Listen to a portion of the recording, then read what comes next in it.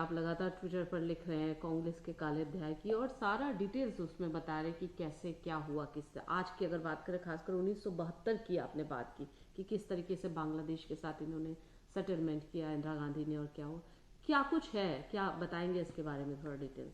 देखिए, मेरा पढ़ने के बाद, किताबों को पढ़ने के बाद या देश की राजनीति को देखने के बाद मैं व्यक्तिगत तौर पर इन चीज़ों से कन्विंस हूँ कि इस देश की जितनी समस्याएं आज दिखाई दे रही हैं, जिसके ऊपर की देश चिंतित है, देश की पूरी एनर्जी उसके ऊपर लग रही है और विपक्ष उन चीज़ों को हवा दे रहा है, इसके मूल में नेहरू गांधी परिवार या कांग्रेस पार्टी है।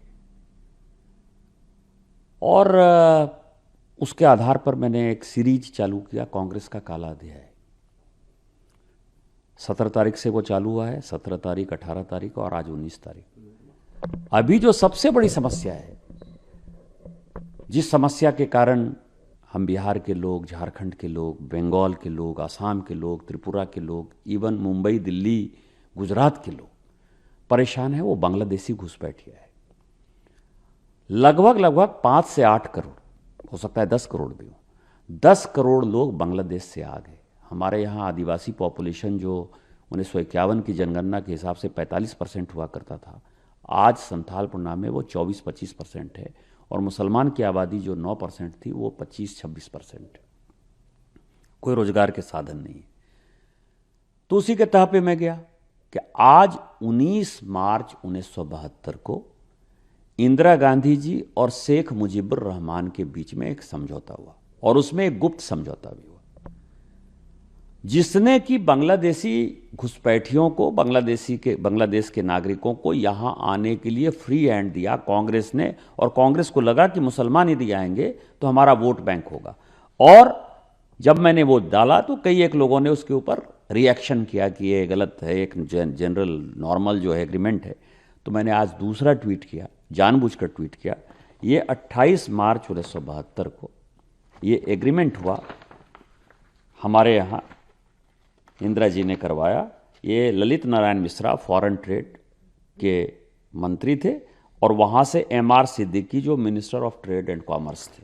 और उसका जो सबसे अलार्मिंग पार्ट है, वो अलार्मिंग पार्ट ये है कि ये कह रहे हैं कि रोज़मर्रा की चीज़ों के लिए, मतलब रोज़ जाना आना आप कर सकते हैं, वेस्ट बंगाल, असम, मेघालय, त्रिपुरा और मिजोरम के लोग जो 16 किलोमीटर बॉर्डर एरिया। अब यह बताइए कि बांग्लादेश के जो लोग आएंगे, ये कौन तय करेगा कि 16 किलोमीटर में रह रहा है वो? कोई आधार कार्ड तो था नहीं, कोई राशन कार्ड तो था नहीं। तो जितने बांग्लादेशी हैं उनको फ्री हैंड। और आज पूरा देश, पूरी डेमोग्राफी, मालदा की, मुर्शिदाबाद की, कलियाचक की, किशनगंज की, अररिया की, साहबगंज की, पाकुड़ की, आसाम का आपको पता है कि इतना बड़ा एजिटेशन हुआ, असम गण परिषद ने इतना बड़ा एजिटेशन किया, ऑल असम स्टूडेंट्स यूनियन ने इतना बड़ा एजिटेशन किया। उसका कट ऑफ मार्क जो है 1972 राजीव गांधी ने रख दिया।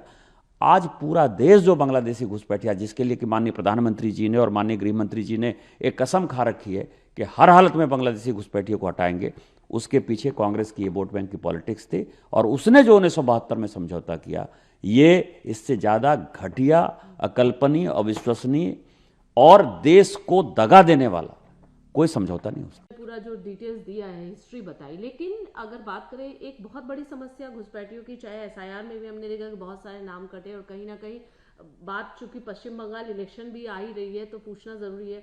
ममता बनर्जी ने बहुत सारे सवाल उठाए इसको घुसपैठियों को लेकर, लेकिन फिलहाल जो आप बता रहे कि कांग्रेस के समय ये हुआ था, कांग्रेस ने अग्रीमेंट किया था, तो इसका कोई हल है? इसका हल है ना, इसका हल है कि जब नेशनल पॉपुलेशन रजिस्टर बनेगा, NPR होगा, जब SIR प्रॉपर ढंग से होगा, जब हमारी राज्य में सरकारें होंगी, जो केंद्र बिंदु है घुसपैठियों के लाने का। आसाम में हमारी सरकार है, माननीय हेमंत बिस्वा शर्मा जो है, आपको पता है कि लगातार कैंपेन कर रहे हैं।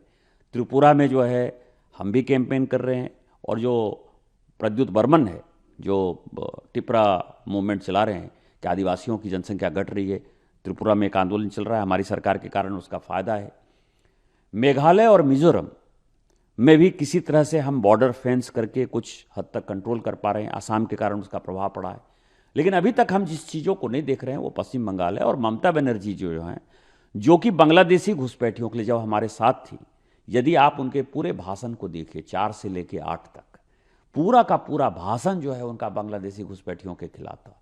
इवन सोमनाथ चटर्जी जी से एक दिन लड़ाई हो गई और वो हाउस में रोने लगी।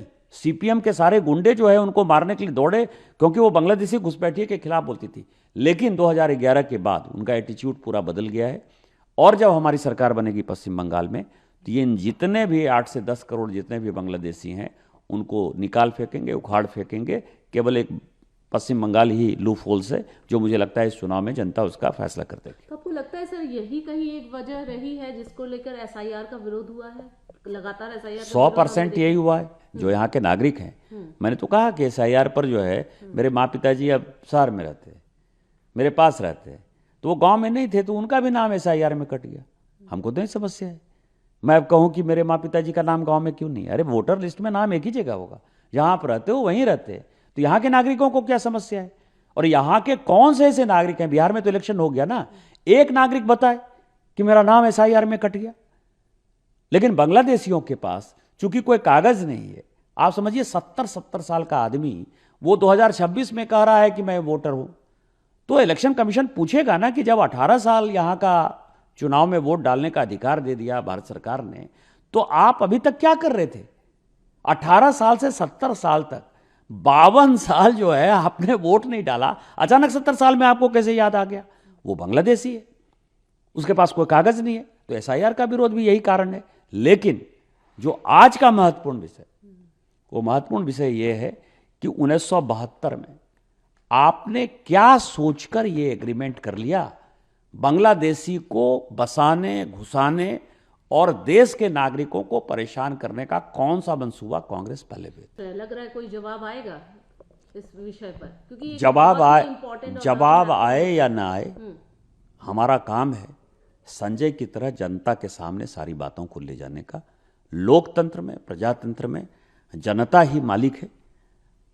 तीसरी बार जो है माननीय प्रधानमंत्री जी के नेतृत्व में हमारी सरकार बनी है। जनता ने माननीय प्रधानमंत्री जी को इन्हीं कारणों से उनके ऊपर विश्वास किया है, उनके बात पर 140 करोड़ लोगों को भरोसा है। और जब फिर से अगला चुनाव आएगा 2029 में, फिर चौथी बार माननीय प्रधानमंत्री जी इस देश का नेतृत्व करेंगे और ये जो समय हमको मिलेगा, इसमें हम बांग्लादेशी घुसपैठियों को बाहर करेंगे। अभी एसआईआर का मुद्दा भी कहीं ना सब जॉइंट है इसमें। तो जो सवाल लगातार पूछे गए आप लोग को कि आप लोग कई राज्य का चुनाव जीत के रहे एसआईआर के माध्यम से, इलेक्शन कमीशन को आपने अपना मोहरा बनाया, इलेक्शन कमीशन का यूज कर रहे हैं, इलेक्शन कमीशन बीजेपी के हिसाब है, और आने वाले राज्यों में भी जो चुनाव हो रहे हैं उस पर भी आप लोग पर कहीं ना कहीं ये आरोप लग रहे हैं। देखिए, संवैधानिक संस्थाओं को कांग्रेस ने खत्म किया। आपको ध्यान हो कि एमएस गिल चुनाव आयोग से हटे। सोनिया गांधी जी की नागरिकता का एक बड़ा विषय था जो एमएस गिल ने रिजॉल्व किया उसको, और चुनाव आयुक्त कांग्रेस का मंत्री हो गया। टीएन शेषन जिसका इतना बड़ा नाम हुआ, वो भारतीय जनता पार्टी के खिलाफ कांग्रेस के कैंडिडेट के तौर पर गांधीनगर से चुनाव लड़े। नवीन चावला जिनको हटाने के लिए तत्कालीन चीफ इलेक्शन कमिश्नर ने लिखा, गोपालस्वामी ने, कि इनको हटा देना चाहिए, इनकी जो योग्यता है वो इसके लायक नहीं है और वो कॉम्प्रोमाइज्ड है। लेकिन चूंकि वो गांधी नेहरू परिवार के नज़दीक थे, उनको जो है आपने मुख्य चुनाव आयुक्त बना दिया। इस तरह के सैकड़ों उदाहरण हैं। लेकिन हमने कभी भी चुनाव आयुक्त के खिलाफ कोई बात नहीं की, हमने कभी उनके खिलाफ इम्पीचमेंट मोशन नहीं लाया। लिंगडो जो कि कांग्रेस पार्टी के चुनाव के लिए भी इंचार्ज थे, उन्होंने एसआईआर किया 2004-05 में। एसआईआर राजीव गांधी जी लेकर आए कि चुनाव आयोग को ये काम करना चाहिए, और साल में यदि नहीं कर सकते तो 2 साल में करें, क्योंकि उसमें पैसा बहुत जाता है। लिंगडो के ऊपर तो हमने कभी कोई क्वेश्चन नहीं किया, हम तो चुनाव लड़े। तो एसआईआर कोई नई चीज़ नहीं है। मुझे लगता है कि केवल बांग्लादेशी वोटर को यहाँ का नागरिक बनाने के लिए और अपने वोट बैंक को मजबूत बनाने के लिए, उसी कारण से कांग्रेस और ममता जी इसका विरोध करती हैं। लेकिन ये जनता है, वो सब जानती है। आप कह रहे राजीव गांधी ने भी इस बात को उठाया था एसआईआर का, तो आखिर वो बात क्यों नहीं उसको दोहराया जाता है? ये क्यों कहा जाता है कि आप लोग फर्जी वोटर्स, एक एक डुप्लीकेशन होता है? बाकायदा प्रेस कॉन्फ्रेंस हुआ है मैं इस ये विषय को कह लेकर रहा राहुल हूँ, गांधी द्वारा। उसी को तो खत्म कर रहा है ना एसआईआर। हम्म। आपकी बात यदि सही है तो हो जाने दीजिए ना एसआईआर। बिहार में तो आज तक कोई नहीं कहा कि मेरा 2 जगह वोट था और डुप्लीकेट वोटर नहीं हटे। मैं तो कह रहा हूँ कि मेरे वहाँ पिताजी का भी हटा। तो मुझे लगता है कि ये गोल पोस्ट चेंज करता है। और सोरोस का जो पूरा एजेंडा है इस देश को टुकड़े करने का, इस देश को भड़काने का, इस देश के सारे संवैधानिक संस्थाओं पर, चाहे वो राष्ट्रपति हो, चाहे उपराष्ट्रपति हो, इलेक्शन कमिश्नर हो, चीफ जस्टिस ऑफ इंडिया हो, चाहे लोकसभा के स्पीकर हों, कोई भी ऐसी संवैधानिक संस्था नहीं है, सीबीसी हो, जिसके ऊपर कि राहुल गांधी क्वेश्चन नहीं उठाते हैं। और राहुल गांधी का क्वेश्चन उठाने के पीछे सोरोस का एजेंडा है, जो भारत को टुकड़े टुकड़े करना चाहता है।